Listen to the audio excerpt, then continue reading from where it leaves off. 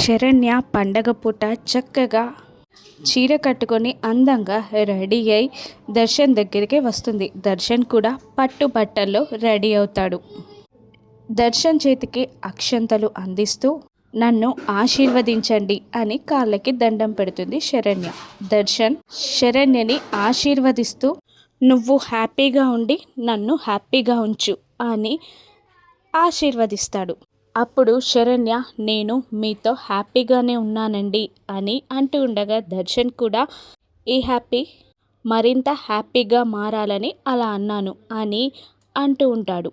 శరణ్య మనసులో మీకు నేనంటే ఇష్టం ఉన్నా లేకపోయినా మీరంటే మాత్రం నాకు చాలా ఇష్టమండి అని శరణ్య మనసులో అనుకుంటూ ఉండగా దర్శన్ శరణ్య చాలా మంచి మూడ్లో ఉన్నట్టుంది, ఇప్పుడే కరెక్ట్ టైం నా మనసులో మాట చెప్పడానికి అని అనుకుంటూ ఉంటాడు.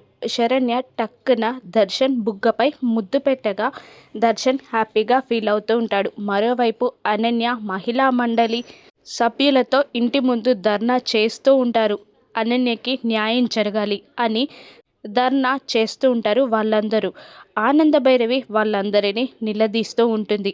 ప్రతి ఆడపిల్ల కన్నీళ్లు కారుస్తూ మీ ముందుకు వస్తే జెన్యూన్గా వచ్చిందని మీరు ఎలా అనుకుంటారు అని అంటూ ఉండగా తన కన్నీళ్ళకి కారణం మీరే అని ఆ మహిళా మండలి సభ్యులు వాళ్ళు ఆనందభైరవిని నిలదీస్తూ ఉండగా ఆనందభైరవి ఇలా ఆన్సర్ ఇస్తూ ఉంటుంది. భర్తని కిడ్నాప్ చేసి ఆస్తి కోసం భర్తని దాచిపెట్టి భర్త చనిపోయాడని నట్టింట్లో డ్రామాలు వేసిన ఆడదాన్ని మీరెలా నమ్ముతారు అని ఆనందభైరవి నిలదీస్తూ ఉండగా ఆ మహిళా మండలి సభ్యులందరూ అనన్యని కోపంగా చూస్తూ ఉంటారు. కాదు అన్నట్టు భయంతో వణుకుతుంది అనన్య.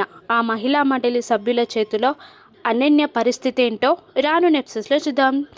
దర్శన్ శరణ్య ప్రేమ ట్రాక్లోకి రానుందా? రాను ఎపిసోడ్స్లో చూద్దాం. Thank you for watching.